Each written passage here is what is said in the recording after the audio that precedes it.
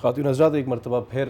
آج کے دن کی مناسبت سے اگر بات کریں تو چاہے وہ آج کا دن ہو یا پھر وہ تمام تر ایام ہو اس ماہ مقدسہ کے، صرف شہادتوں کی داستان نہیں ہے کربلا، صبر و استقامت کی داستان ہے کربلا، حق کی سربلندی کا پیغام ہے کربلا، اور ایسا پیغام جسے اہل بیت کی عظیم خواتین نے زندہ رکھا، چاہے وہ حضرت زینب ہوں، حضرت سکینہ ہوں. انہوں نے اپنے کردار، حوصلے اور قربانیوں سے ثابت کیا کہ تاریخ کے دھارے بدلنے کے لیے صرف تلوار نہیں بلکہ ایمان، صبر اور سچائی بھی کافی ہوتی ہے. اور آج کے دن میں ہم نہ صرف کربلا کے ان عظیم قربانیوں کو یاد کر رہے ہیں بلکہ کربلا سے آج ہماری زندگیاں کس طرح سے منسلک ہیں، ہم اس بارے میں بھی بات کر رہے ہیں. اور اسی پر بات کریں گے. ہمارے ساتھ موجود ہیں عائشہ بلال صاحبہ. ان سے جانیں گے کہ آج کے دن ہم یقینی طور پر اس لیے تو یاد کر ہی رہے ہوتے ہیں کہ اس دن کتنی عظیم قربانیاں تھیں، لیکن اس میں خواتین نے کس طور سے نہ صرف اس میسج کو آگے بڑھایا، اس درس کو زندہ بھی رکھا. اور ہمارے ساتھ ڈاکٹر ربیہ فاطمہ اسلامک اسکالر بھی موجود ہوں گی. جی ہاں، رابعہ صاحبہ اور عائشہ صاحبہ، آپ دونوں کا بہت شکریہ کہ آپ نے آج کے اہم دن کے حوالے سے وقت نکالا. سب سے پہلے ڈاکٹر رابعہ، اگر آپ سے میں پوچھوں، اگر میں یہ کہوں تمام تر احترام کے ساتھ کہ دین اسلام کو حسین کی قربانی نے زندہ رکھا اور تمام تر جو خواتین تھیں اگر وہ نہ ہوتیں تو اس قربانی کو رہتی دنیا تک پہنچانے والا کوئی نہ ہوتا. صبر و استقامت کی دلیل، پیام حق کی ترسیل، حفاظت دین و امامت، یہ تمام کے تمام تر کام اس جلتے خیمے کے میدان سے لے کے اس دربار عامر تک ان تمام تر خواتین کے صحرا یہ سر جاتا ہے. تو میں اس میں غلط نہیں ہوں گا رابعہ صاحبہ؟ قتل حسین اصل میں مرگ یزید ہے اور اسلام زندہ ہوتا ہے ہر کربلا کے بعد. بسم اللہ الرحمن الرحیم. یہ حقیقتاً ایک بہت بڑی حکایت اور بہت بڑی حقیقت ہے کہ جناب حضرت آدم سے لے کر رسول اللہ صلوات اللہ علیہ وآلہ وسلم کی محنتوں، مشقتوں اور تمام تر کاوشوں کا صلہ اور تمام تر کاوشوں کی بقا اگر حسین ابن علی کی اس عظیم الشان قربانی میں پوشیدہ ہے تو مجھے کہہ لینے دیجئے جس کی وجہ سے آج حسین، کربلا، یہ معمہ، یہ سانحہ، یہ المناک حادثہ زندہ ہے نا، اسے جناب زینب کہا جائے گا. سبحان اللہ. جناب امام حسین، تمام تر اصحاب اور انصار، آپ جانتے ہیں کہ امام حسین کو کہا جاتا ہے، ہم سلام کرتے ہیں امام حسین کو اور کہتے ہیں السلام علیکہ یا وارثہ آدم صفت اللہ، السلام علیکہ یا وارثہ نوح نبی اللہ. اے نوح کے وارث، اے آدم کے وارث، اے ابراہیم کے وارث، خدا کی قسم ان کی پوری پوری زندگیاں، ان کا آنا کائنات عالم میں اللہ سبحانہ و تعالیٰ کا پیغام مجھے ایسا محسوس ہوتا ہے تمام تر مؤرخین نے لکھا، محدثین نے لکھا، حتیٰ کہ میں آپ کو بتاؤں کہ یزید نے اعتراف اس بات کا کر لیا کہ اگر یہ زینب حسین کی بہن زندہ نہ ہوتی تو حقیقتاً آج ہمیں وہ تکلیف، وہ پریشانیاں، وہ چیلنجز جن کا سامنا مجھے حسین کے بعد ہو رہا ہے وہ نہ ہوتا. مسئلہ یہ ہے کہ جب امام حسین عاشور کے دن گلا کٹا کر زمین کربلا میں سو گئے ہیں اور تمام تر اصحاب و انصار دنیا سے جا چکے ہیں، مجھے کہہ لینے دیجئے یا امام حسین، جب آپ میدان میں موجود تھے نا اور آپ کے سامنے 1.25 لاکھ کا لشکر موجود تھا، اس وقت آپ کے ساتھ مردوں کی ایک بہت بڑی تعداد موجود تھی. 72 کی کہیے، 120 کہیے، لیکن مولا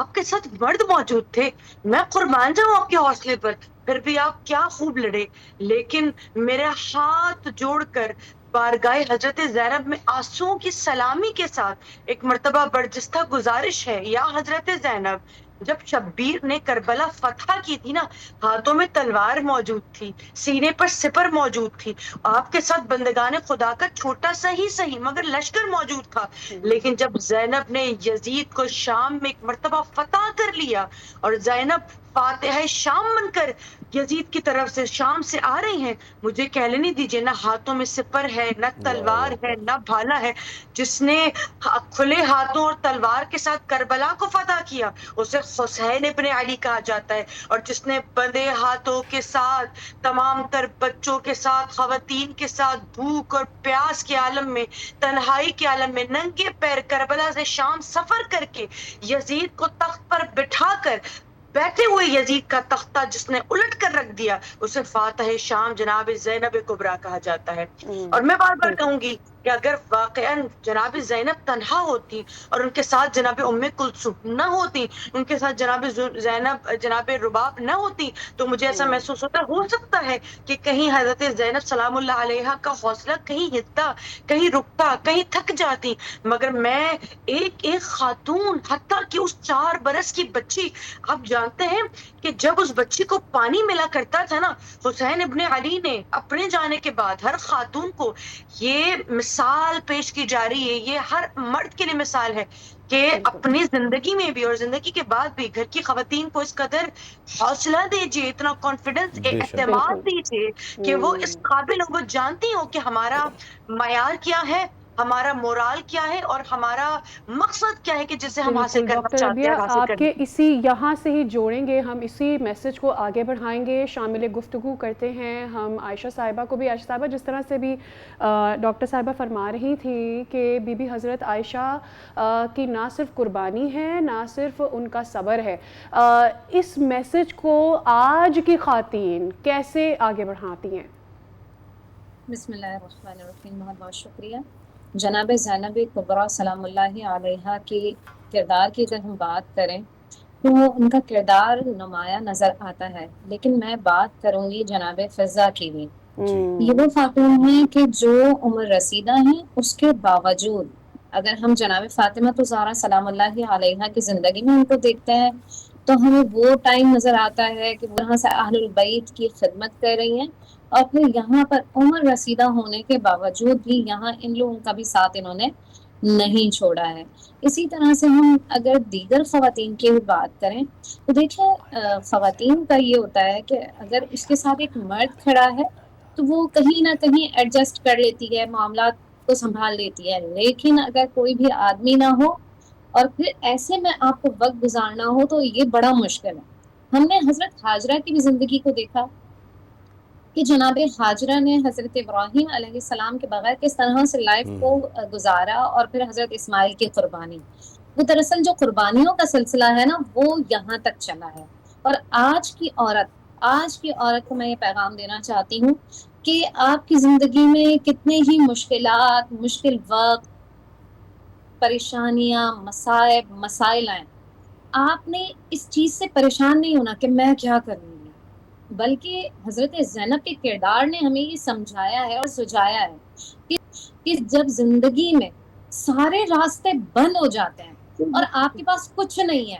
تو سوائے رب کی ذات کی کوئی آپ کی مدد نہیں کر سکتا ہے۔ اور وہ کانفیڈنس کب آتا ہے کہ جب ایک باپ اپنی بیٹی کو کانفیڈنس دیتا ہے، ایک بھائی اپنی بہن کو کانفیڈنس دیتا ہے کہ وہ زندگی کیسے گزارے گی۔ ہم نے دیکھا کہ ابن زیاد کے دربار میں جناب زینب کا جو خطبہ ہے وہ تاریخی خطبہ ہے۔ اسی طرح سے ہم اگر دیکھتے ہیں جناب زینب کا خطبہ یزید کے دربار میں تو وہ بھی اعلیٰ مثال کا ہے۔ جناب زینب اس چیز سے نہیں گھبرائی ہیں۔ اچھا، ہمارے ہاں کیا ہوتا ہے کہ اگر خدا نہ خواستہ اللہ نہ کرے گھر میں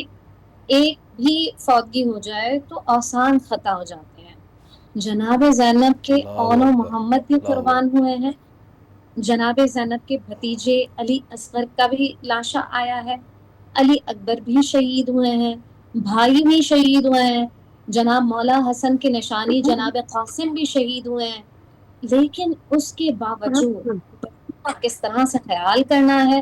بچوں کو کس طرح سے لے کر چلنا ہے، سپہ سالاری کس طرح سے کرنی ہے، تبلیغ کو کس طرح سے اپنے دامن سے نہیں چھوڑنا ہے، یہ سب ہمیں جناب زینب سے ملا۔ ایون کہ میں آپ کو بتاؤں کہ جناب زینب کا عالم یہ تھا کہ نماز شب ان کی کبھی قضا نہیں ہوئی،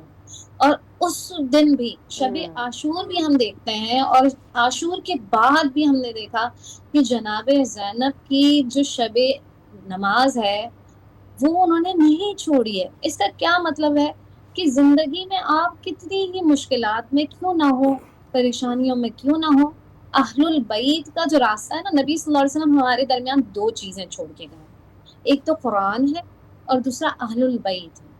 قرآن کی تعلیمات پر اگر آپ عمل کرتے ہیں اور اہل البیت، اب اہل البیت سے ہم کیسے سیکھ سکتے ہیں، کیسے سمجھ سکتے ہیں؟ ہم تب سمجھ سکتے ہیں جب ہم ان کی زندگیوں پر عمل کرنے کی کوشش کریں گے۔ اب زندگی پر عمل کب ہو سکتا ہے؟ جب ہم ان کی زندگیوں کو پڑھیں گے۔ بے تو شک، جناب زینب نے ایک مکمل عورت، ایک پختہ عورت، ایک جامع عورت کیسی ہوتی ہے، ایک نڈر خاتون کیسی ہوتی ہے، ایک بچوں کو سنبھالنے والی عورت کیسی ہوتی ہے، قافلے کی سپہ سالاری کرنے والی عورت کیسی ہوتی ہے، وہ جناب زینب کے کردار سے ہمیں بہت ملتا آپ ہے۔ نے تو خوبصورتی آج سے کی تمام عورت تر، اگر ہمیں جی یہ بالکل، میں اگر آپ کی اس بات کو بسط احترام سوال بنا کے آخر میں لے جانا چاہوں ڈاکٹر ربیہ کی جانب۔ ڈاکٹر ربیہ، جس طریقے سے عائشہ بلال صاحبہ بھی فرما رہی ہیں کہ آج کی خاتون کے لیے سیدہ زینب سلام اللہ علیہ کی جو ذات مبارکہ ہے، جو ان کا کردار ہے، اس سے وہ کیا سبق لے سکتی ہیں؟ سب سے پہلے میرے محترم، میں سامعین آپ کو بتانا چاہوں گی کہ آج کے دور میں عورت کو بے انتہا سہولیات حاصل ہیں، لیکن ہم حضرت زینب کی مثال 1400 برس پہلے اس دور سے کریں جب نہ سوشل میڈیا ہے، جب نہ میڈیا ہے، نہ عورت کو خود مختاری حاصل ہے، جب نہ عورت کو طاقت حاصل ہے اس معاشرے میں کہ جہاں پہ کچھ سالوں پہلے خاتون کی، عورت کی، بیٹی کی، لڑکی کی اہمیت،